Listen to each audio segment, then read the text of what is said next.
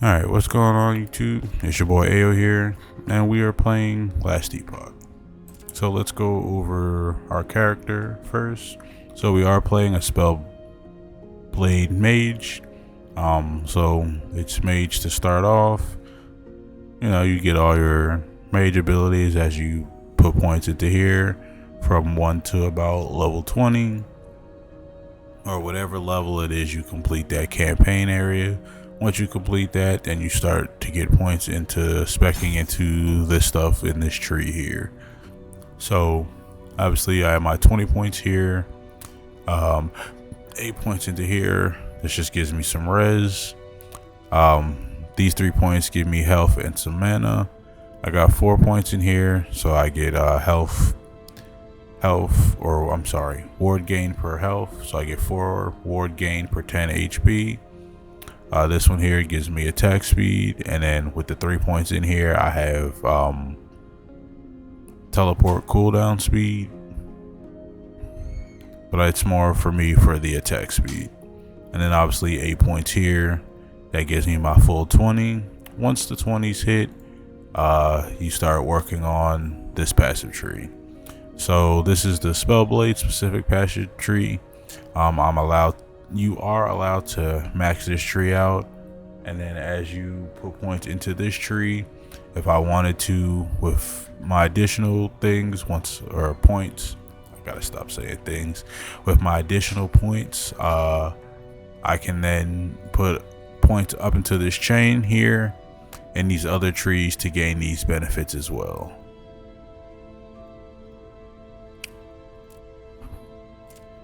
So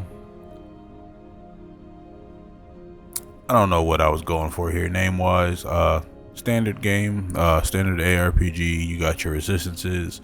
I'm still shy here on cold, physical, poison, and void. So if poison or void damage hits me, I'm going to be taking a specific there's a lot more damage. My cold and physical has gotten better. We just really started hitting the quote-unquote end game stuff, so I'm still running around with items that I had from level like 1 on certain spots. I gotta learn these buttons, but for the most part we're just picking up improving as we go. So my character setup for now, my main hand weapon right now, I'm using the Frozen Ire Scepter. For the flat cold damage, I get 1 spell cold damage per 5 character levels. So once I hit level 100, I think this will max out at 25 points if I'm correct. But if I'm wrong, don't worry about it. You get 2% freeze rate multiplier per character level as well. So I'm level 60, so it's 120% right there, and then you get necrotic resistance as well. So as I level up, this will continue to get better. But we want some legendary potential so that we can throw other things on this as well. This chest piece is just a stat stick for me right now, in essence, because it's giving me health. It's giving me melee cold damage when I'm above a certain amount. And then it gives me, in essence, 3% leech when I drop under a specific health threshold. This belt will be changed out as soon as I can find another belt, just because I do need resistances, and this is not really providing me with anything. The 9% melee attack speed is great, but I have so many other sources of that right now that this is kind of irrelevant. These boots, I'm still wearing them because of the amount of health it gives, but even that has fallen off for me as a stat right now. Once I can find some better boots, I'm going to get rid of these, obviously, because these are still level 11. These gloves are also, they're good for now. The 8% attack and cast speed is cool. Having the swiftness stat, which just grants me, I'm pretty sure, attack, cast, and movement speed, is great for now. My biggest damage boon that I have on my character right now is this here. the bloody nib. It inflicts bleed on myself whenever I hit an enemy with shatter strike. But it also gives me cold pen per stack of bleed on me. So the more I can hit, the more stacks of bleed I get on myself, the more cold penetration damage I do. And then obviously it gives me +1 to shattering strike. It gives me some dexterity, some mana regen, and then some critical strike multiplier. This necklace is also has very high upgrade potential because it's good, but it's not the best. I can obviously do better than this, but I haven't found anything yet. Same thing with this ring. This ring is real nice. The dexterity on it is great because it helps scale my damage. Same thing with this weapon here. I don't really need the stun chance, but the 5 melee cold, 5 spell damage as a spell blade. I believe you get, where is it? The passive bonus, 12 ward gain per melee attack hit, and then 40% of allied melee damage is also granted as added spell damage. So it all scales together. So all of that is nice. So let's run into something so we can show the build off a little bit.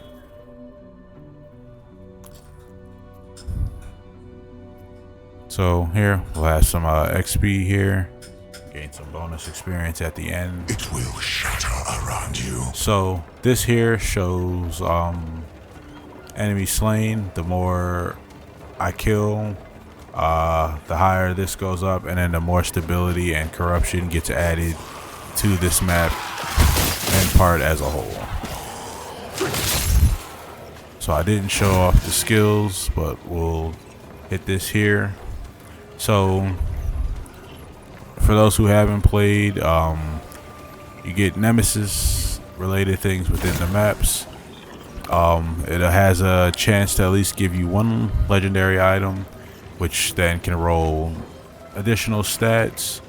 This one rolled 1 LP, which if I had another non-legendary item, I could go add these stats, that stat onto this weapon. This here is a great helm for me as far as the stats with it having dex, but with it rolling +1 to static orb, not useful.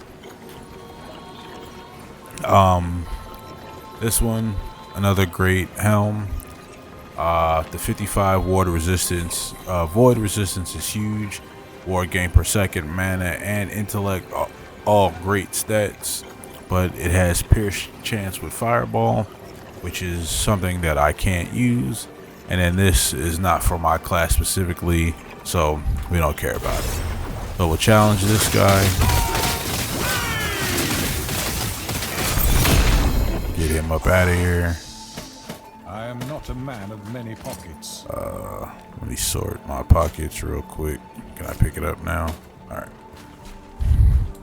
So as I shown, I didn't go over the skills. We can do that after. That was my bad.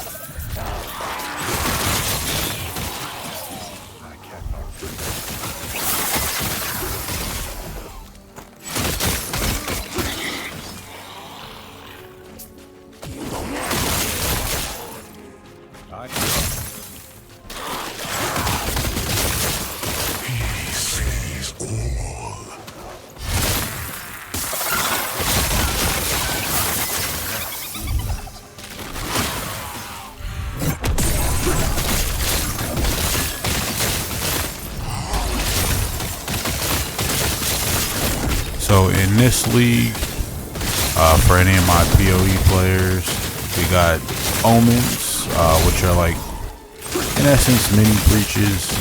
You kill a certain number of them, certain number of enemies, it unlocks this guy. You then kill this guy, and then he drops Runes of Corruption, which allows you to corrupt a random item, either completely breaking it or giving it new stats. He'll drop random legendary items. So we'll look at that one in a second. Obviously, and then it drops XP for the stuff you kill.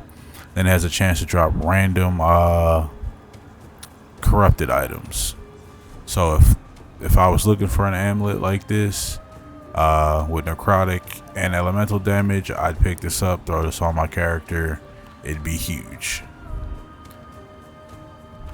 Then you also have these altar things, which affect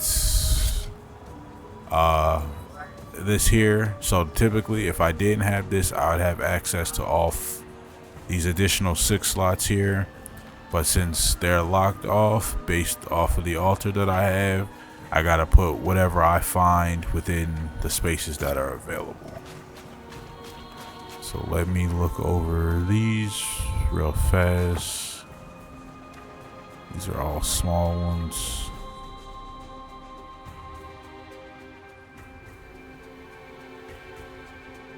All right. You wanna make it I cannot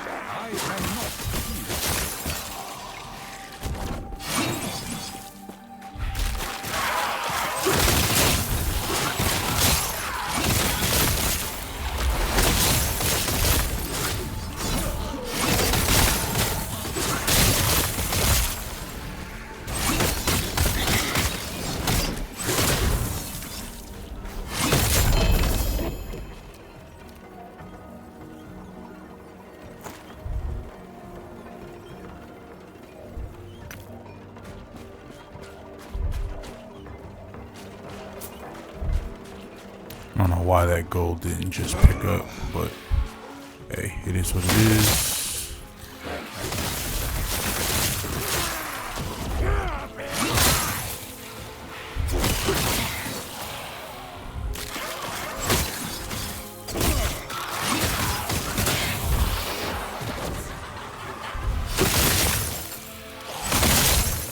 I cannot do that.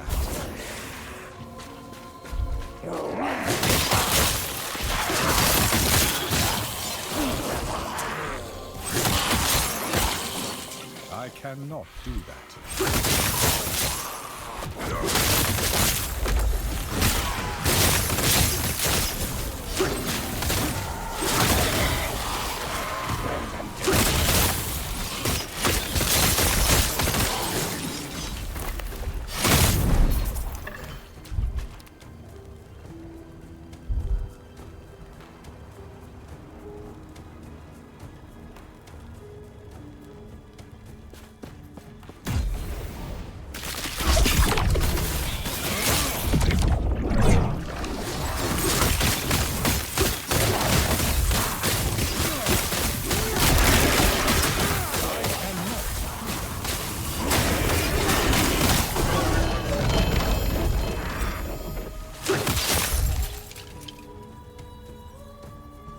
I am not a man of many pockets.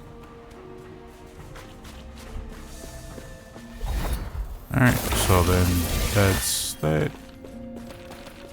Got some experience here. And then, so as I said, main skill is Shattering Strike. Right now, I got +2 in the levels of it, so I'm really only level 17. So I have at least 3 more levels to go. We'll be putting points into Unrelenting Winter so that as my ice spikes go out, they have a chance to cast Glacier. Once this is unlocked, we'll be getting rid of Teleport and speccing into Glacier. Mana Strike is my filler skill. When I'm out of mana, I spam this until I'm back to full. Then we're back to spamming Shattering Strike. Obviously, we took attack speed, area. Again, this is only level 17, so any additional points right now will go into the area of this. And then instant mana back on crits. We'll be maxing this out as well. Flame Ward is my defensive ability. So we'll be putting 1 point here. So if we get stunned, this will instant cast. Otherwise, we'll be casting it just manually as we run around once we take damage. This is also an instant cast skill for us, being enchanted weapon, because of this skill here. So as soon as I melee attack and it hits, we start getting all these bonuses. So for me, it's additional melee attack speed when it's active. When it's active, we get melee chill and chill chance for frostbite. Again, once it's active, we get some more melee cold and melee lightning damage, and then minus 20 mana cost, and then more melee damage. And then this right now is just our teleport skill. It does have points in it for efficiency and cooldown, all the mana efficiency stuff, all the cooldown stuff.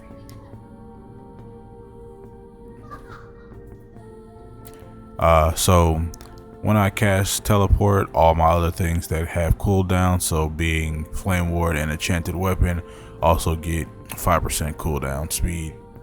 Nothing too massive, but it helps out just getting around.